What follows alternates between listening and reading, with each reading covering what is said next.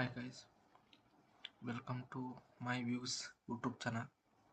ಇವತ್ತಿನ ದಿವಸ ನಾವು ಕರೆಂಟ್ ಅಫೇರ್ಸ್ ಬಗ್ಗೆ ಅಧ್ಯಯನ ಮಾಡೋಣ. ಈ ಕರೆಂಟ್ ಅಫೇರ್ಸ್ ಅನ್ನೋದು ಕಾಂಪಿಟೇಟಿವ್ ಎಕ್ಸಾಮಿಗೆ ಭಾಳ ಇಂಪಾರ್ಟೆಂಟ್.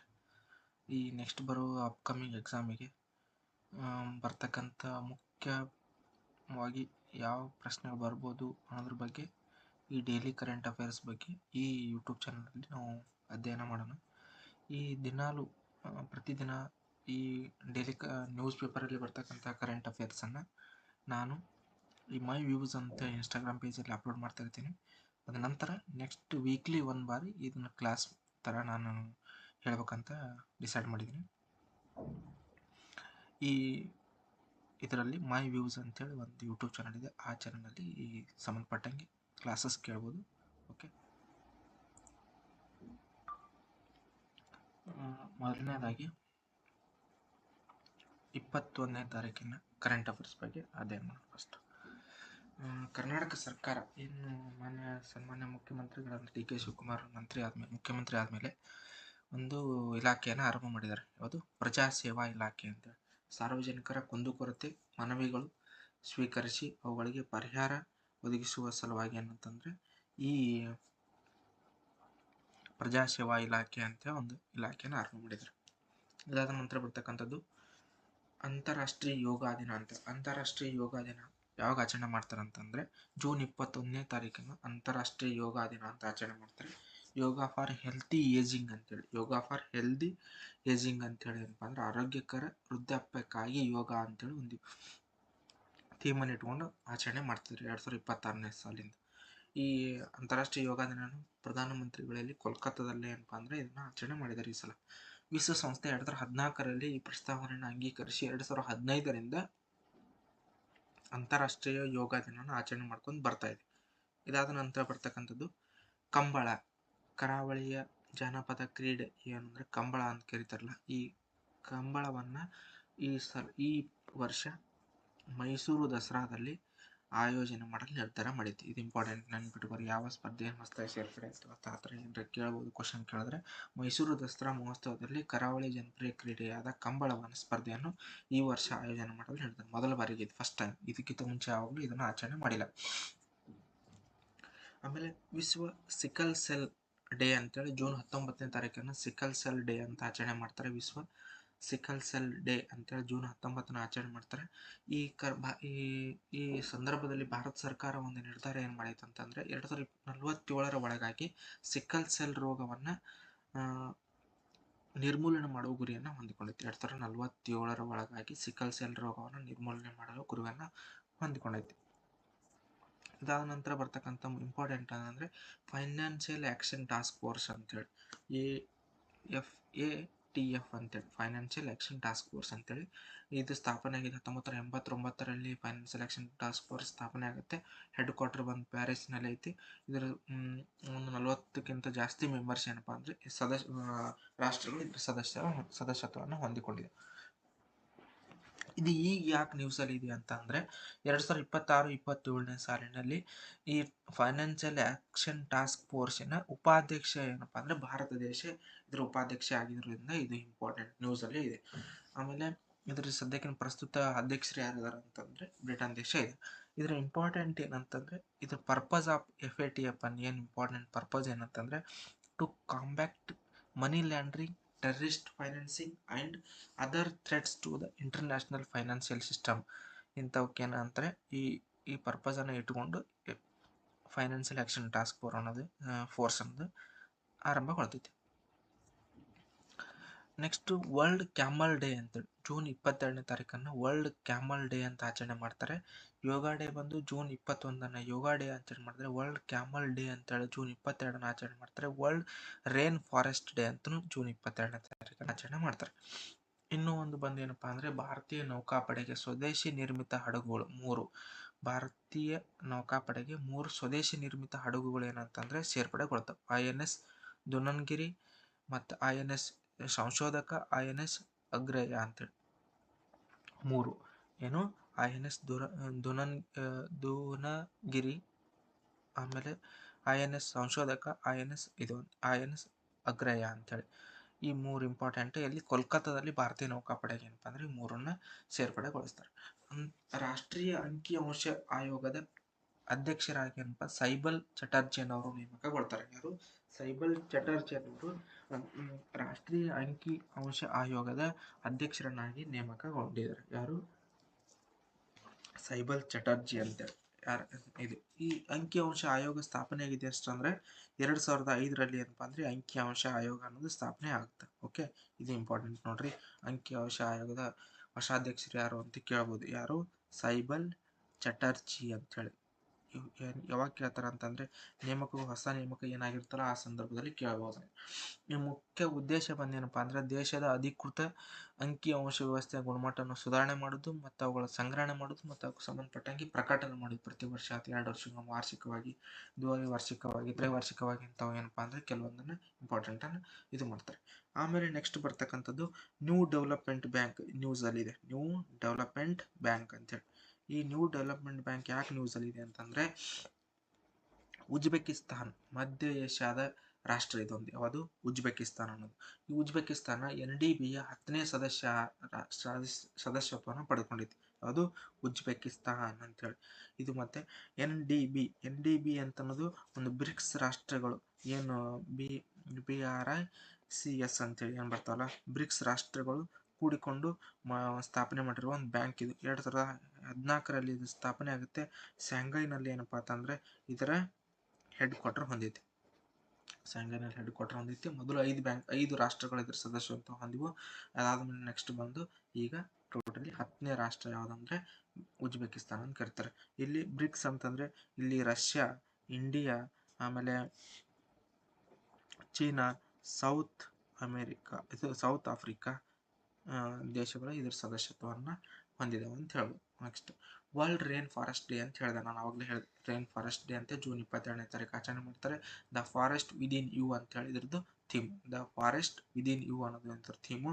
2017ರಿಂದ ಇದನ್ನ ಆಚರಣೆ ಮಾಡ್ಕೊಂಡು ಬಂದಿದ್ದಾರೆ. ಇಲ್ಲಿ ಇಂಪಾರ್ಟೆಂಟ್ ಎಷ್ಟು ಬಂದು ನೋಡ್ರಿ, 3 ಡೇಸ್ ಬಂದು. ಒಂದು ಯೋಗಾ ಡೇ ಅಂತ ಒಂದು ಬತ್ತು, ಆಮೇಲೆ ಕ್ಯಾಮಲ್ ಡೇ ಅಂತ ಒಂದು ಬತ್ತು, ಆಮೇಲೆ ರೈನ್ ಫಾರೆಸ್ಟ್ ಡೇ ಅಂತ ಬಂತು. ಟೋಟಲಿ 3 ಡೇ ಬಂದು ಇಲ್ಲಿವರೆಗೂ. ಓಕೆ, ನೆನ್ಪಿಟ್ಕೋರಿ ಇದನ್ನು.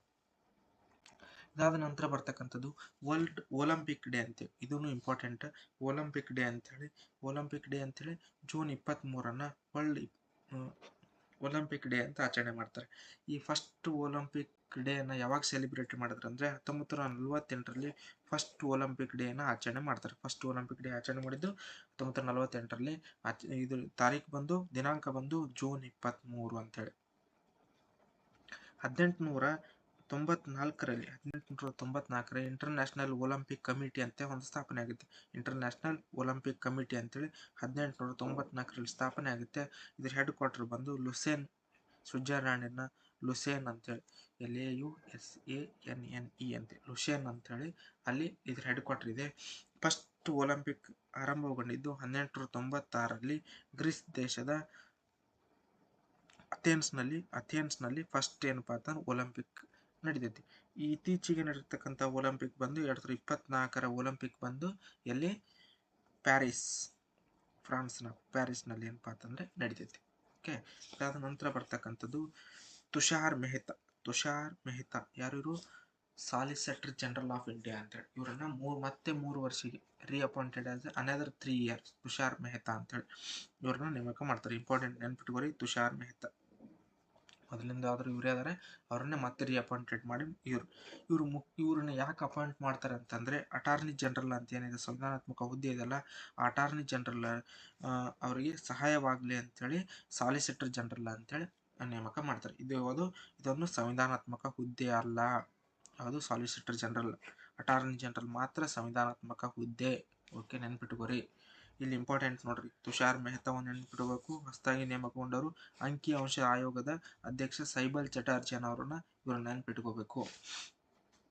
ನೆಕ್ಸ್ಟ್ ಬ್ರಿಕ್ಸ್ ರಾಷ್ಟ್ರಗಳ ಬಾಹ್ಯಾಕಾಶ ಸಂಸ್ಥೆಗಳ ಮುಖ್ಯಸ್ಥರ ಸಭೆ ಎಲ್ಲಿ ನಡೀತಂದ್ರೆ ಇಂಪಾರ್ಟೆಂಟ್ BRICS ಬ್ರಿಕ್ಸ್ ಸಂಸ್ಥೆಗಳ ಬಾಹ್ಯಾಕಾಶ ಸಂಸ್ಥೆಗಳ ಮುಖ್ಯಸ್ಥರ ಸಭೆ ಎಲ್ಲಿ ನಡೀತಂದ್ರೆ ಬೆಂಗಳೂರಲ್ಲಿ ನಡೀತು. ಇಂಪಾರ್ಟೆಂಟ್ ಎಲ್ಲಿ ಯಾಕಂದ್ರೆ ಬೆಂಗಳೂರಲ್ಲಿ ನಡೆದಿತ್ತು. ಇದರ ಅಧ್ಯಕ್ಷತೆಯನ್ನು ಭಾರತ ವಹಿಸಿಕೊಂಡಿತ್ತು ಅಂತ ಇಂಪಾರ್ಟೆಂಟ್ ನೆನಪಿಟ್ಕೋಬೇಕು.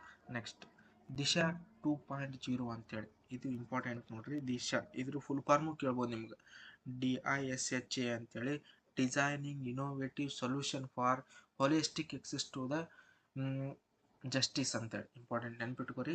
ಇದು ಮುಖ್ಯ ಉದ್ದೇಶ ನೋಡ್ರಿ. ಇದ್ರದ್ದು ಏನ ಉದ್ದೇಶ ಅಂತಂದ್ರೆ ಈ ಯೋಜನೆಯನ್ನು ನ್ಯಾಯವನ್ನು ಎಲ್ಲರಿಗೂ ಸುಲಭವಾಗಿ ಸಮಾನವಾಗಿ ಲಭ್ಯವಾಗುವಂತೆ ಮಾಡುವ ಉದ್ದೇಶದಿಂದ ದಿಶಾ 2.0 ಇವಾಗ ತಂದಿತ್ತು. ಬಟ್ ದಿಶಾ 2. ಇದು 1.0 ಅನ್ನೋದು ಏನಪ್ಪಾ ಅಂದ್ರೆ 2021ರಲ್ಲಿ ತೊಗೊಂಬಂದಿತ್ತು. ದಿಶಾ 2.0 2026 ಬಂದೈತಿ. 1.0 ಬಂದು 2021 5 ವರ್ಷಕ್ಕೆ ತೊಗೊಂಬಂದಿತ್ತು. ಅದನ್ನ 5 ವರ್ಷ ಆದ್ಮೇಲೆ 2.0 ಅಂತ ಹೇಳಿ ನೆಕ್ಸ್ಟ್ 5 ಇಯರಿಗೆ ಏನಪ್ಪಾ ಅಂದ್ರೆ ದಿಶಾ 2. ತೊಗೊಂಬಂದೈತಿ. ಇದನ್ನ ministry of law and justice ಅದರ ಮಿನಿಸ್ಟ್ರಿ ಅಂಡರ್ದಲ್ಲಿ ಬರ್ತೈತಿ. ಇಂಪ್ಲಿಮೆಂಟಿಂಗ್ ಡಿಪಾರ್ಟ್ಮೆಂಟ್ ಒಂದು ಡಿಪಾರ್ಟ್ಮೆಂಟ್ ಆಫ್ ಜಸ್ಟಿಸ್ ಅನ್ನೋದು ಇದನ್ನ ಇಂಪ್ಲಿಮೆಂಟಿಂಗ್ ಇದು ಬರ್ತೈತಿ ಡಿಪಾರ್ಟ್ಮೆಂಟ್ ಬರ್ತೈತಿ. ಆಮೇಲೆ ಲಕ್ಡಾಂಗ್ ಅಂತೇಳಿ ಒಂದು ಅರಿಶಿನ ತಳಿ. ಇದೊಂದು ಅರಿಶಿನ ತಳಿ. ಈ ತಳಿ ಬಂದು ಏನಂತಂದ್ರೆ ಈಗ ನ್ಯೂಸ್ ನಲ್ಲಿ ಇದೆ. ಇದು ಒಂದು ಮೇಘಾಲಯದ GI ಟ್ಯಾಗ್ ಪಡೆದಿರ್ತಕ್ಕಂಥ ಒಂದು ಅರಿಶಿನ ತಳಿ. ಇದು ನೆನ್ಪಿಟ್ಕೊಂಡ್ಬಿಡ್ರಿ. ಲಕ್ಡಾಂಗ್ ಅರಿಶಿನ ತಳಿಯು ಯಾವ ರಾಜ್ಯದ ಅಂತ ಕೇಳ್ಬೋದು. ಅದು GI ಟ್ಯಾಗ್ ಪಡೆದಿಲ್ಲ ಅಂತ ಕೇಳ್ಬೋದು. ಇದು GI ಟ್ಯಾಗ್ ಇಲ್ಲಿ ಕ್ವಶನ್ ಏನು ಕೇಳ್ತಾರೆ, ಲಕ್ಡಾಂಗ್ ಅರಿಶಿನ ತಳಿಯು ಮೇಘಾಲಯ ರಾಜ್ಯಕ್ಕೆ ಸಂಬಂಧಿಸಿದೆ. ಇದು ಮೇಘಾಲಯ ರಾಜ್ಯದ GI ಟ್ಯಾಗ್ ಪಡೆದ ಒಂದು ತಳಿಯಾಗಿದೆ. 1 ಸರಿ 2 ಸರಿ 2 ತಪ್ಪು ಈ ತರ ಕ್ವಶನ್ ಕೇಳ್ಬೋದು ನಿಮಗೆ. ನೆಕ್ಸ್ಟ್ ಇಲ್ಲಿ ಇಂಪಾರ್ಟೆಂಟ್ ಕ್ರಿಕೆಟ್ ಅಂದ್ರೆ ಆಲ್ಮೋಸ್ಟ್ ಎಲ್ಲರೂ ನೋಡ್ತಾ ಇರ್ತೀರಿ. ಕ್ರಿಕೆಟ್ ಸಂಬಂಧಪಟ್ಟಂಗೆ ಒಂದು ಅಪ್ಡೇಟ್ ಬಂದ ಏನಪ್ಪಾ ಅಂತಂದ್ರೆ 200 ಮಹಿಳಾ 200 ಮಹಿಳಾ T20 ಅಂತಾರಾಷ್ಟ್ರೀಯ ಪಂದ್ಯಗಳ ಆಡಿದ ಮೊದಲ ಕ್ರಿಕೆಟಿಗ. ಅದು ಮೆನ್ಸ್ ಅಂಡ್ ವುಮೆನ್ಸ್ ಒಳಗೆ ಇಬ್ಬರು ಕಂಪೇರ್ ಮಾಡಿದ್ರು. 200 T20 ವರ್ಲ್ಡ್ ಕಪ್ ಆಡಿರ್ತಕ್ಕಂಥ ಅವ್ರು ಯಾರಂತಂದ್ರೆ ಹರ್ಮನ್ ಪ್ರೀತ್ ಕೌರ್ ಅಂತೇಳಿ. ಈ ಸದ್ಯಕ್ಕಿನ ಭಾರತ ವುಮೆನ್ಸ್ ಟೀಮ್ನ ಕ್ಯಾಪ್ಟನ್ ಆಗಿರ್ತಕ್ಕಂಥ ಹರ್ಮನ್ ಪ್ರೀತ್ ಕೌರ್ ಅಂತ. ಈಗ ಇಂಗ್ಲೆಂಡಿನಲ್ಲಿ ಏನ್ ನಡೆದೈತೆ ಅಂದ್ರೆ ವರ್ಲ್ಡ್ ಕಪ್ ನಡೆದಿತ್ತು. Women's world cup T20 world cup ನಡೆದಿತ್ತಲ್ಲ, ಅದ್ರ ನಮ್ದು ನಾಯಕಿ ಯಾರು ಅಂತಂದ್ರೆ ಹರ್ಮನ್ ಪ್ರೀತ್ ಕೌರ್. ಉಪ ನಾಯಕಿ ಯಾರು ಅಂತಂದ್ರೆ ಸ್ಮೃತಿ ಮಂದಣ್ಣ, ನಂಬರ್ 18. ನೆಕ್ಸ್ಟ್ ಇನ್ನೂ ಒಂದು ನಮ್ಮ ಗೈಡ್ ಅಂತ ಹೇಳಿ, ನಮ್ಮ ಗೈಡ್ ಆ್ಯಪ್ ಅಂತ ಹೇಳಿ ಒಂದು ಹೊಸ ಡಿಜಿಟಲ್ ವೇದಿಕೆ ಮತ್ತು ಆ್ಯಪ್ ಅನ್ನ ಪ್ರವಾಸೋದ್ಯಮ ಇಲಾಖೆ, ಕರ್ನಾಟಕ ಸರ್ಕಾರದ ಪ್ರವಾಸೋದ್ಯಮ ಇಲಾಖೆ ಅಂತ ತರ್ಬೇಕಂತ ಮಾಡಿದ್ದೆ. ನಮ್ಮ ಗೈಡ್ ಆ್ಯಪ್ ಅಂತೇಳಿ. ಓಕೆ, ಇದ್ರ ಮುಖ್ಯ ಉದ್ದೇಶ ಏನಪ್ಪಾ ಅಂದ್ರೆ ಸ್ಥಳೀಯ ಪ್ರವಾಸಿ ಮಾರ್ಗದರ್ಶಕರನ್ನ ಗುರುತು ಮಾಡೋದು, ಮತ್ತು ಅವರು ಈ ಪ್ಲೇಸ್ ನಲ್ಲಿ ಇದ್ದಾರೆ ಮತ್ತು ಅವರಿಗೆ ನಮಗೆ ಪ್ರವಾಸಿಗರಿಗೆ ಕಮ್ಯುನಿಕೇಟ್ ಮಾಡ್ಲಿಕ್ಕೆ ಮತ್ತು ಸಂಪರ್ಕ ಹುಡುಕಿಸಲು ಮಾಡಿರ್ತಕ್ಕಂಥ ಒಂದು ತೊಗೊಂಬರ್ಬೇಕಂತ ಮಾಡಿದ್ದಾರೆ. ಯಾವುದು ನಮ್ಮ ಗೈಡ್ ಆ್ಯಪ್ ಅಂತ ಹೇಳಿ ಕರ್ನಾಟಕ ಪ್ರವಾಸೋದ್ಯಮ ಇಲಾಖೆ ತೊಗೊಂಬಂದಿದೆ.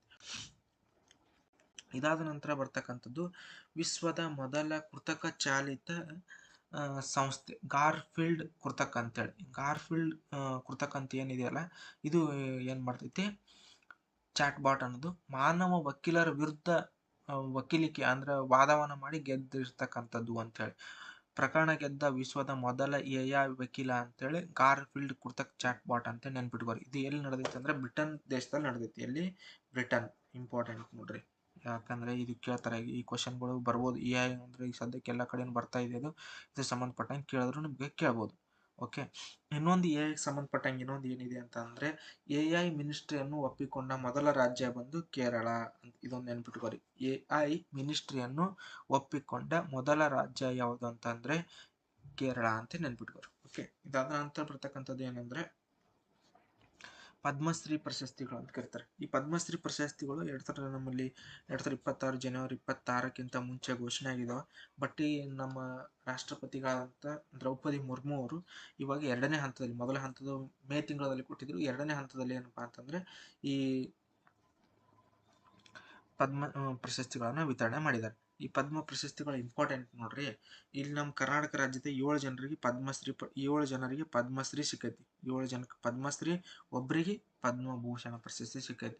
ಇಲ್ಲಿ ಕ್ವಶನ್ ಕೇಳತಕ್ಕಂಥದ್ದು ಏನಂತಂದ್ರೆ ಯಾವ ಕ್ಷೇತ್ರದಲ್ಲಿ ಯಾರ್ಯಾರಿಗೆ ಕೊಟ್ಟರು ಅನ್ನೋದು ಇಂಪಾರ್ಟೆಂಟ್. ನಮಗೆ ಕರ್ನಾಟಕದಲ್ಲಿ ಮುಖ್ಯವಾಗಿ ನೆನ್ಪಿಟ್ಕೋರಿ. ಒಂದು ಅಂಕೇಗೌಡ ಎಂ ಅಂತ ಸಮಾಜ ಸೇವೆ, ಮಂಡ್ಯ ಜಿಲ್ಲೆದವರು. ಸುರೇಶ್ ಹಣಗೌಡಿ ಅಂತ ಹೇಳಿ ಇವರಿಗೆ ವೈದ್ಯಕೀಯ ಕ್ಷೇತ್ರ ದಾವಣಗೆರೆಯವರು. SG ಸುಶೀಲಮ್ಮ ಸಮಾಜ ಸೇವೆ. ಶುಭಾ ವೆಂಕಟೇಶ್ ಅಯ್ಯಂಗಾರ್ ಅಂತ ವಿಜ್ಞಾನ ಮತ್ತು ತಂತ್ರಜ್ಞಾನ. MR ದೊರೆಸ್ವಾಮಿ ಶಿಕ್ಷಣ ಮತ್ತು ಸಮಾಜ ಸೇವೆ. ಎಸ್.ವಿ. ಬಾಲಸುಬ್ರಹ್ಮಣ್ಯಂ ಶಿಕ್ಷಣ ಕ್ಷೇತ್ರ, ಸಿ.ಪಿ. ಕೃಷ್ಣಕುಮಾರ್ ಕೈಗಾರಿಕೆ ಮತ್ತು ಉದ್ಯಮಿ ಅಂತೇಳಿ ಟೋಟಲ್ 7 ಜನಕ್ಕೆ ಏನಪ್ಪಾ ಅಂದ್ರೆ ಪದ್ಮಶ್ರೀ ಸಿಕ್ಕೈತಿ. ಮತ್ತೆ ಆರ್ ಗಣೇಶನ್ ಅವರಿಗೆ ಪದ್ಮಭೂಷಣ ಪ್ರಶಸ್ತಿ ಸಿಕ್ಕೈತಿ. ಆರ್ ಗಣೇಶನ್ ಅವರಿಗೆ ಪದ್ಮಭೂಷಣ ಪ್ರಶಸ್ತಿ ಸಿಕ್ಕೈತಿ. ಓಕೆ, ಇವರು ಸಂಸ್ಕೃತ ವಿದ್ವಾಂಸರು, ಕವಿ ಮತ್ತು ಲೇಖಕರಾಗಿರ್ತಕ್ಕಂಥವ್ರು. ಯಾರು ಇವರು. ಮತ್ತು ಇನ್ನೊಂದು ಇಂಪಾರ್ಟೆಂಟ್, ಪದ್ಮವಿಭೂಷಣ ಪ್ರಶಸ್ತಿ ಎಷ್ಟು ಜನ ಕೊಟ್ಟಿದ್ದಾರೆ ಅಂತಂದರೆ, ಪದ್ಮವಿಭೂಷಣ ಪ್ರಶಸ್ತಿ 5 ಜನಕ್ಕೆ ಕೊಟ್ಟಿದ್ದಾರೆ. ಇವರು ಇಂಪಾರ್ಟೆಂಟ್ ನೆನ್ಪಿಡುವ, ಯಾಕಂದರೆ ದೇಶದಲ್ಲಿ ಕಡಿಮೆ ಜನ ಕೊಟ್ಟಿರ್ತಾರಲ್ಲ ಅದಕ್ಕೋಸ್ಕರ. ಧರ್ಮೇಂದ್ರ ಸಿಂಗ್ ಡಿಯೋಲ್ ಅಂತೇಳಿ ಮರಣೋತ್ತರವಾಗಿ ಸಿಕ್ಕೈತಿ ಇವರಿಗೆ. ಯಾರಿಗೆ? ಧರ್ಮೇಂದ್ರ ಸಿಂಗ್ ಡಿಯೋಲ್ ಅನ್ನೋರು ಕಲೆ ಕ್ಷೇತ್ರದವರಿಗೆ. ಕೆ.ಟಿ. ಥಾಮಸನ್ ಸಾರ್ವಜನಿಕ ವ್ಯವಹಾರಗಳು ಅಂತೇಳಿ. ಎನ್ ರಾಜಂ ಅಂತೇಳಿ ಕಲೆ ಕ್ಷೇತ್ರ. ಪಿ ನಾರಾಯಣನ್ ಅಂತೆ ಸಾಹಿತ್ಯ ಮತ್ತು ಶಿಕ್ಷಣ. ವಿ.ಎಸ್. ಅಚ್ಯುತಾನಂದನ್ ಅಂತೇಳಿ ಮರಣೋತ್ತರವಾಗಿ ಸಾರ್ವಜನಿಕ ವ್ಯವಹಾರ ಕ್ಷೇತ್ರದಲ್ಲಿ ಸಿಕ್ಕೈತಿ. ಇನ್ನೊಂದು ಇಂಪಾರ್ಟೆಂಟು, ಕ್ರೀಡಾ ಕ್ಷೇತ್ರದಲ್ಲಿ ಯಾರಿಗೆ ಕೊಟ್ರ ಅಂತಂದ್ರೆ ರೋಹಿತ್ ಶರ್ಮಾ, ನೆನ್ಪಿಟ್ಕೋರಿ. ರೋಹಿತ್ ಶರ್ಮಾ ಅವರಿಗೆ ಮತ್ತೆ ಹರ್ಮನ್ ಪ್ರೀತ್ ಕೌರ್ ಅವರಿಗೆ ಪದ್ಮಶ್ರೀ ಅವಾರ್ಡ್ಗಳನ್ನ ಕೊಟ್ಟಿದ್ದಾರೆ. ಓಕೆ, ಇದನ್ನ ನೆನ್ಪಿಟ್ಕೋರಿ. ಇದಾದ ನಂತರ ಬರ್ತಕ್ಕಂಥದ್ದು ಮತ್ತೆ ಇನ್ನೊಂದು ಸವಿತಾ ಪೂನಮ್ ಅಂತೇಳಿ. ಪೂನಮ್ ಅಂತೇಳಿ ಇವ್ರು ಏನಪ್ಪಾ ಅಂದ್ರೆ ಹಾಕಿ, ಭಾರತದ ಹಾಕಿ ಮಾಜಿ ನಾಯಕಿ ಮತ್ತೆ ಗೋಲ್ ಕೀಪರ್ ಇವರು. ಸವಿತಾ ಪೂನಮ್ ಅವರಿಗೆ ಕ್ರೀಡಾ ಕ್ಷೇತ್ರದಲ್ಲಿ ಸಿಕ್ಕೈತಿ. ಮತ್ತೆ ವಿಜಯ್ ಅಮೃತ್ ರಾಜ್ ಅಂತೇಳಿ ಇವ್ರು ಯಾವ ಕ್ಷೇತ್ರಕ್ಕೆ ಸಂಬಂಧಪಟ್ಟಂಗಂತೂ ಕೇಳ್ಬೋದು. ವಿಜಯ್ ಅಮೃತ್ ರಾಜನ್ ಅವರು, ಇವರಿಗೆ ಪದ್ಮಭೂಷಣ ಅವಾರ್ಡ್ ಸಿಕ್ಕೈತಿ. ಇದೊಂದು ನೆನ್ಪಿಟ್ಕೋರಿ. ಓಕೆ, ಆಮೇಲೆ ಇನ್ನೊಂದು ಇಂಪಾರ್ಟೆಂಟ್ ನ್ಯೂಸ್ ಬಂದು ಏನಂತ ಅಂದ್ರೆ ಕುನಾಲ್ ಶಹಾ ಅಂತೇಳಿ. ಈ ಕುನಾಲ್ ಶಹಾನವ್ರು ಯಾರು? ಇವರು ಭಾರತದ ಫಿನ್ಟೆಕ್ ಸಂಸ್ಥೆಯಾದ ಕ್ರೆಡ್ ಸಂಸ್ಥೆ, ಕ್ರೆಡ್ ಇದು ಅಂತ ಏನಿದೆಯಲ್ಲ, CREAD ಕ್ರೆಡ್ ಅಂತೇಳಿ, CRED ಅಂತ ಕ್ರೆಡ್ ಸಂಸ್ಥಾಪಕರು ಯಾರಂದ್ರೆ ಕುನಾಲ್ ಶಾ ಅಂತೇಳಿ. ಈ ಕುನಾಲ್ ಶಾನವರನ್ನ ಮೆಟಾ ಸಂಸ್ಥೆ ಅಂಗಸಂಸ್ಥೆ ಆದಂಥ ವಾಟ್ಸಪ್ನ ಮುಖ್ಯಸ್ಥರನ್ನಾಗಿ ಇವರನ್ನ ನೇಮಕ ಮಾಡೈತಿ. ಇವರನ್ನ ಕುನಾಲ್ ಶಹಾನ್ ಅವರನ್ನ. ಈ ಕ್ರೆಡ್ ಆ್ಯಪ್ ಬಂದು ಒಂದು ಪೇಮೆಂಟ್ ಆ್ಯಪ್. ಇದು ಪೇಮೆಂಟ್ ಆ್ಯಪು ಈ ಕ್ರೆಡಿಟ್ ಕಾರ್ಡ್ ಪೇಮೆಂಟ್ಗಳನ್ನು ಮಾಡ್ತಕ್ಕಂಥ ಮುಖ್ಯವಾಗಿ ಅದನ್ನು ಯೂಸ್ ಮಾಡ್ತಾರೆ ಜಾಸ್ತಿ ಜನ. ಕೆಲವೊಂದು ಜನ ಯೂಸ್ ಮಾಡ್ತಾರೆ. ಬಟ್ ಇವರನ್ನ ವಾಟ್ಸಪ್ನ ನೂತನ ಮುಖ್ಯಸ್ಥರನ್ನಾಗಿ ಇವರನ್ನ ನೇಮಕ ಮಾಡಿದೆ. ಓಕೆ, ಇದು ಇಂಪಾರ್ಟೆಂಟ್. 3 ಜನ ಈ ನೇಮಕವಾದ್ರಿ. ಯಾರು? ಒಂದು ಕುನಾಲ್ ಶಹಾ ಅಂತೇಳಿ, ಇವರು ಭಾರತದವರು ಇರೋದ್ರಿಂದ ಇದು ಇಂಪಾರ್ಟೆಂಟ್. ಕುನಾಲ್ ಶಹಾ ಅನ್ನೋದು ಸೈಬಲ್ ಚಟರ್ಜಿ ಅಂಕಿ ಅಂಶದ ಸಂಸ್ಥೆಯ ಮುಖ್ಯಸ್ಥರನ್ನಾಗಿ ನೇಮಕ ಮಾಡಿದ್ದಾರೆ. ಆಮೇಲೆ ಇನ್ನೊಂದು ಯಾವುದು? ತುಷಾರ್ ಮೆಹ್ತಾ. ಇವು 3 ಜನ ಇಂಪಾರ್ಟೆಂಟ್, ನೆನ್ಪಿಟ್ಕೋರಿ. ಓಕೆ, ಇದಾದ ನಂತರ ಬರ್ತಕ್ಕಂಥದ್ದು ಅರ್ಜೆಂಟೈನಾ ತಂಡದ ನಾಯಕ ಲಿಯೋನೆಲ್ ಮೆಸ್ಸಿ. ಓಕೆ, ಇವರನ್ನು ವಿಶ್ವಕಪ್ನಲ್ಲಿ ಅತಿ ಹೆಚ್ಚು ಗೋಲನ್ನು ಬಾರಿಸ್ತಕ್ಕಂಥ ಒಬ್ಬ ಆಟಗಾರ ಅಂತ. ಈ ಸದ್ಯಕ್ಕಿನ್ನು ವಿಶ್ವಕಪ್ ನಡೆದೈತಿ. ಪ್ರಸ್ತುತವಾಗಿ 18 ಹೈಯೆಸ್ಟ್ ಏನಪ್ಪಾ 18 ಗೋಲುಗಳನ್ನು ವಿಶ್ವಕಪ್ನಲ್ಲಿ ಹೊಡೆದಾರೆ ಇವರು.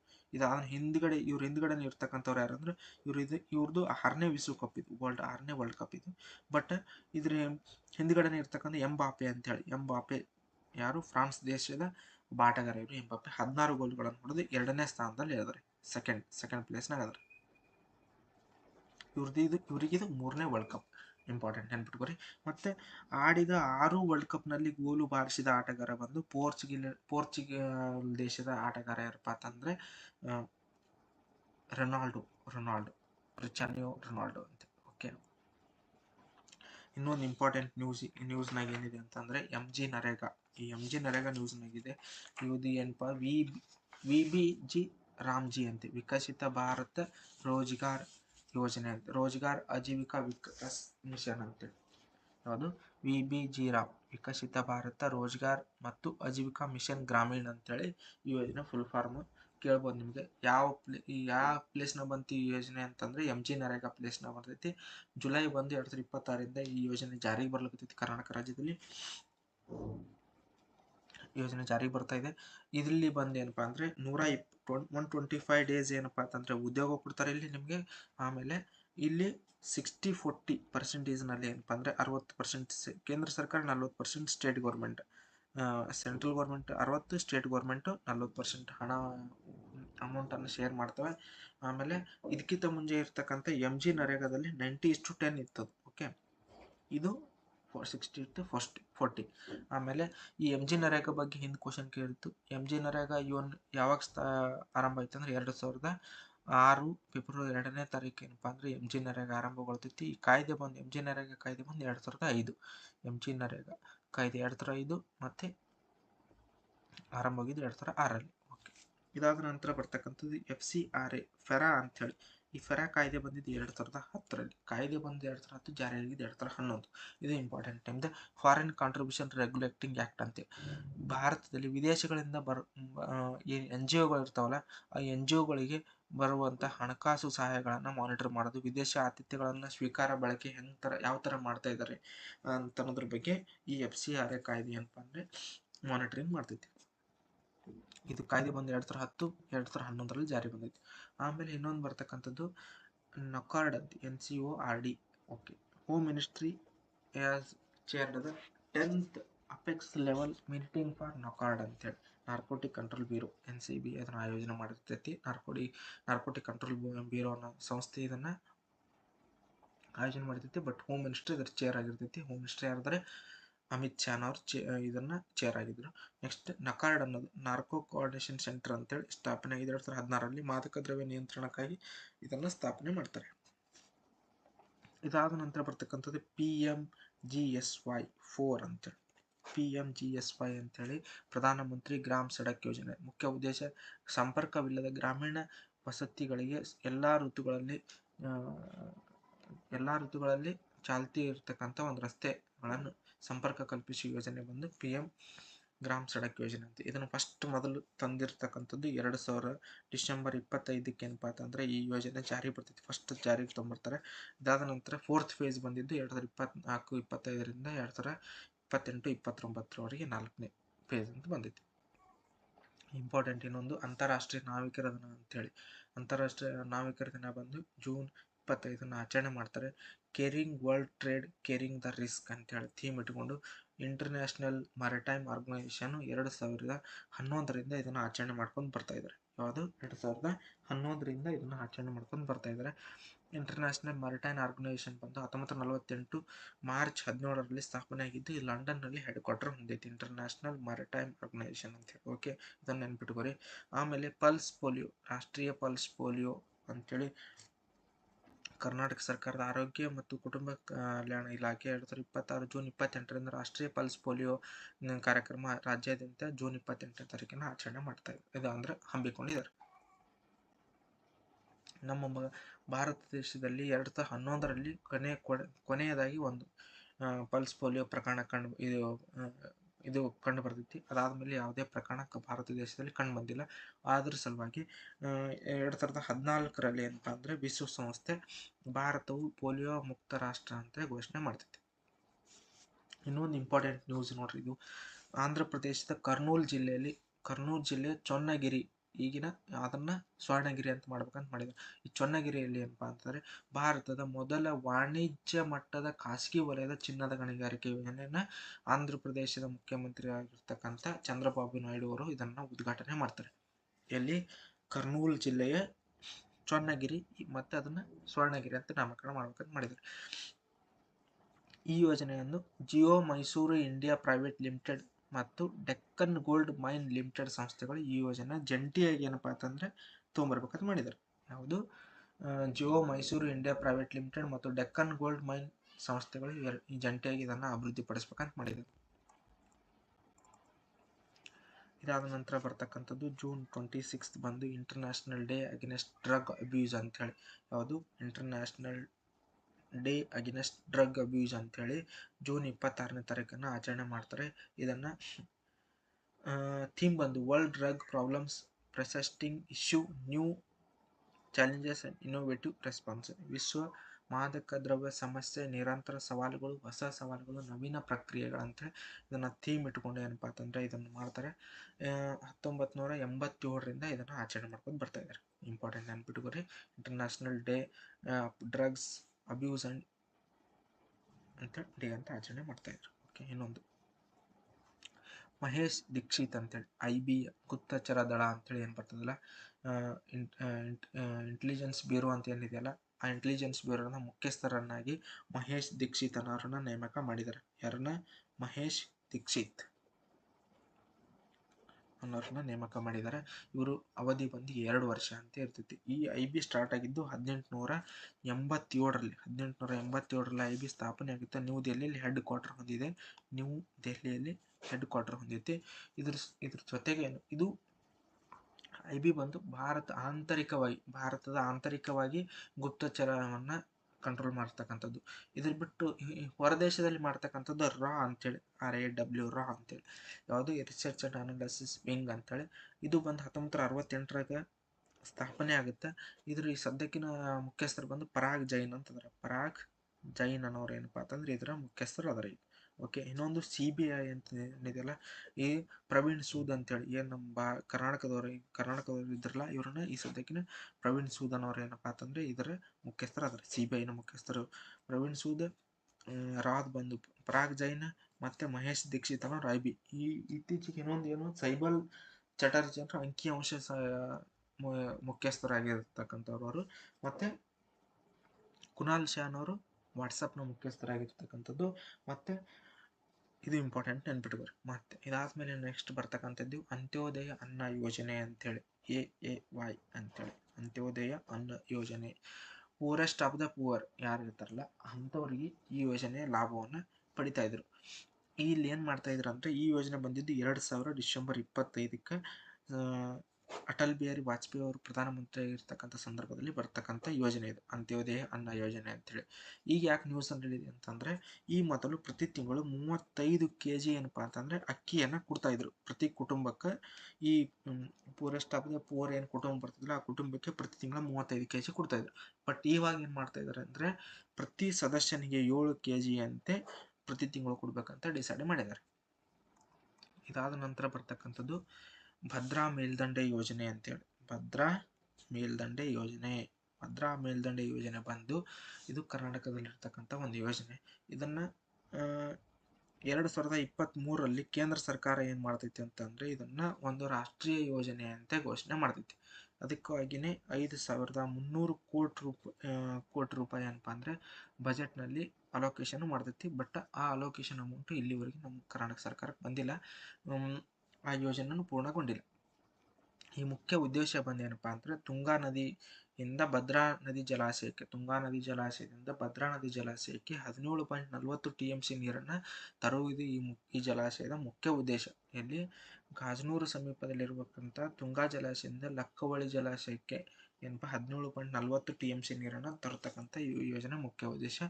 ಈ ಯೋಜನೆಯ ಪ್ರಪೋಸಲ್ ಕೊಟ್ಟವ್ರು ಯಾರಪ್ಪ ಅಂದ್ರೆ KC ರೆಡ್ಡಿ ಅಂತೇಳಿ ಒಂದು ಸಮಿತಿ ರಚನೆ ಮಾಡ್ತಾರೆ 2004ರಲ್ಲಿ ಸರ್ಕಾರ. ಈ ಸಮಿತಿಯ ಶಿಫಾರಸಿನ ಮೇರೆಗೆ 2000ರಲ್ಲಿ ಏನಪ್ಪಾ ಅಂದ್ರೆ ಈ ಸಮಿತಿಯ ಶಿಫಾರಸನ್ನು ಒಪ್ಪಿಕೊಂಡು ಭದ್ರಾ ಮೇಲ್ದಂಡೆ ಯೋಜನೆಯನ್ನು ಜಾರಿ ತರಬೇಕಂತ ಸರ್ಕಾರ ನಿರ್ಧಾರ ಮಾಡ್ತೈತಿ.